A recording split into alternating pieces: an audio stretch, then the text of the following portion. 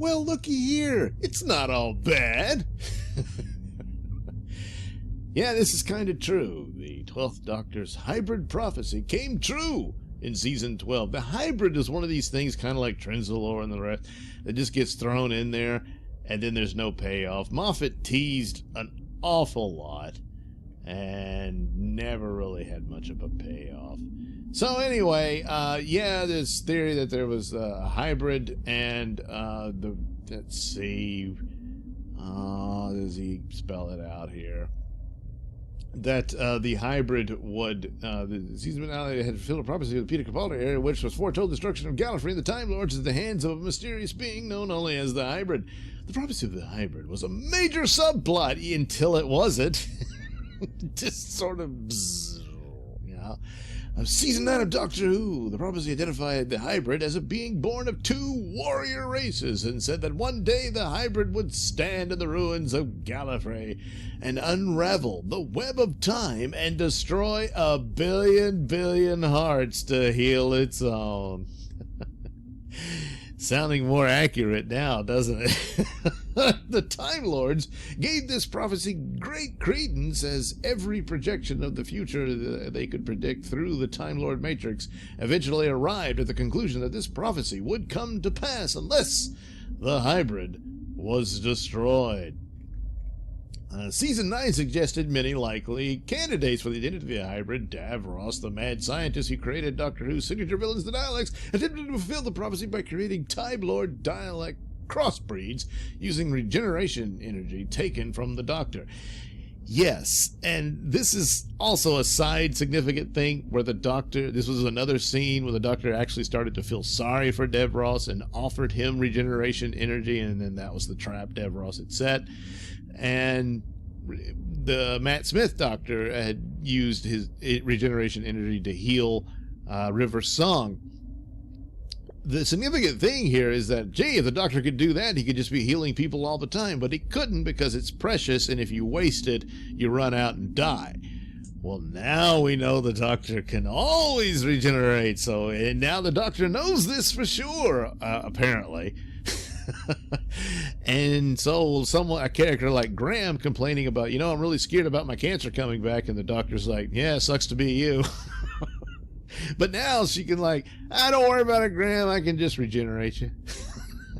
There's no stakes whatsoever because it's not Doctor Who, it's Dr. God. Anyway, back to this little article. Another possibility was Alshidr, or Alshilder, whatever. Little Maisie, the Viking woman who was given immortality and became part alien after being healed by the Doctor. The titular character himself was considered of course, obviously the Doctor would be, because of that old 1996 movie that didn't suggest, flat out said that he was half human. Plus, the original script was going to have him and the Master be brothers and all that. Yeah. And of course, River Song could be the hybrid because of her, hybrid abilities or what have you, having been born within the TARDIS, which suggested the original source of regeneration was exposure to the time vortex and all that. Wipe all that out. Just forget about that. That doesn't matter. And then finally, the special bond between Clara, the Impossible Girl, and the Doctor. So, yeah, that was all the candidates. But now it appears the true hybrid was the Master, and it really does make sense here. Because look what happens, but there is a problem. The Master took the Doctor into the ruins of the Time Lord Citadel in Gallifrey to show her the dark truth behind the foundation of the Time Lords. Yes, the founder of the Time Lords tortured her adopted daughter until she could figure out how that daughter could regenerate. There's no other conclusion there. Keep in mind, each time you see the kid regenerate, still a kid just laying there on the table. Oh, God. Whatever. Anyway, the Master contacted the lone Cyberman and offered him access to Time Lord technology that would enable him to revive the Cyber Empire. This was a ruse, however, which allowed the Master to kill the lone Cyberman and bond with the Cyberium, which he didn't need. But anyway, he does. As a result of this, he's half Cyberman, half Time Lord. So, but the thing here is, as far as the prophecy goes, he had already destroyed Gallifrey. How he did it, I don't know. 1 billion Daleks couldn't, but the Master could. All by his lonesome. He doesn't have an army of Cybermen yet, so he just did it. Yeah. Anyway, the Master fits the description as far as being a hybrid, because he absorbs the Cyberium just to do it. Didn't really need that knowledge. I mean, he would have more knowledge than the Cybermen would have.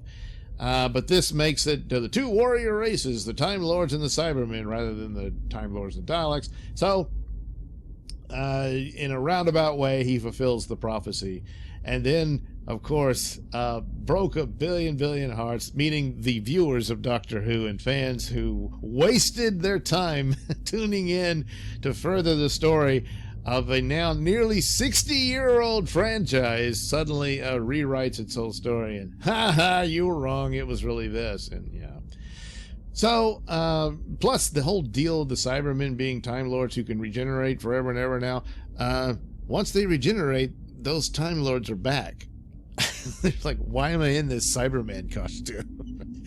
Really stupid. Of course, you can just sort of, once again, you got to fill in the blank for scripts these days and say the Master figured out a way where they can only regenerate their organic parts to keep the Cyber Lords going or whatever, and they can't become full, Gallifreyan Time Lords again.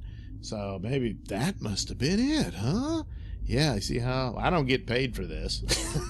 You got to fill in the blank for your entertainment these days. So there you go. The Master pretty much fulfills the prophecy, and there you go. Answers plot holes of Tom Baker ever show regarding origins of the Time Lords. Yeah, not really.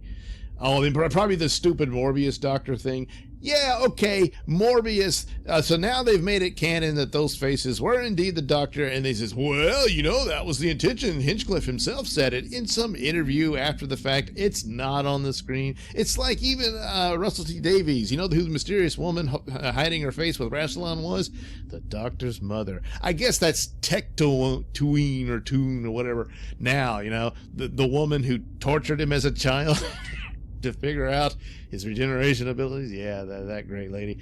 But that's not on the screen. There's nothing there to indicate. The only thing there is that the Doctor obviously recognized the woman and knew who she was, and she was significant. Of course, fans say, gee, she must have been Romana. Stood to reason. Apparently it's canon that Romana was Lady President until Rassilon comes back, and so stands to reason she'd be on the council during the Time War and all that. But whatever. No, it's the Doctor's mommy.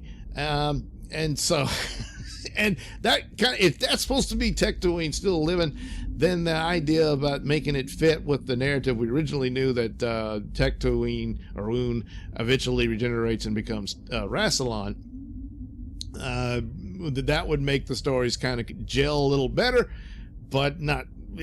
Well, you can if that's who this woman is. And obviously her being Romana would have been a better way to go.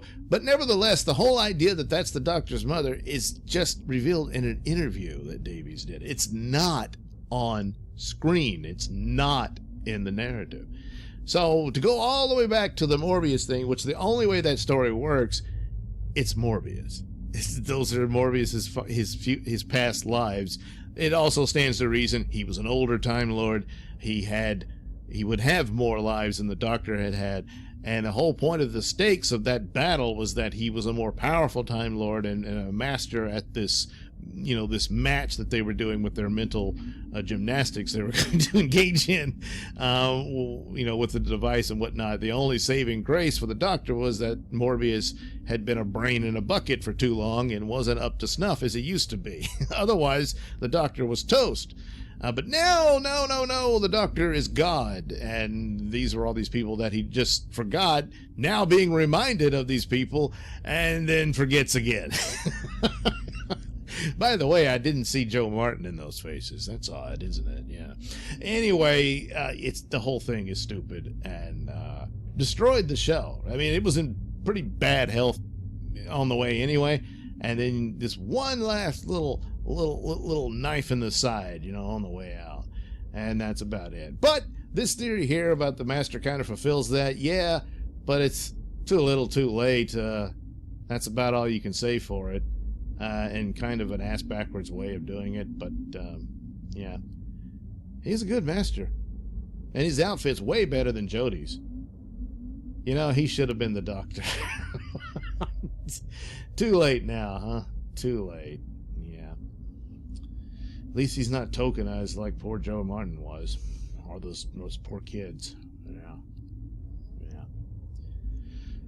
Oh, Doctor Who. Anyway, thanks for watching and listening. Say, why not like and subscribe and check out that link description below. That'll take you to my many stores and have plenty of goodies for you. Yeah, that's right, you. You can also pick up a copy of my comic book Night Night over at indieplanet.com. You can also catch my podcast, Mr Nailsin Show, over at radiomisfits.com. And you can also watch my videos over at BitChute. That's the Mr Nailsin channel on BitChute.com.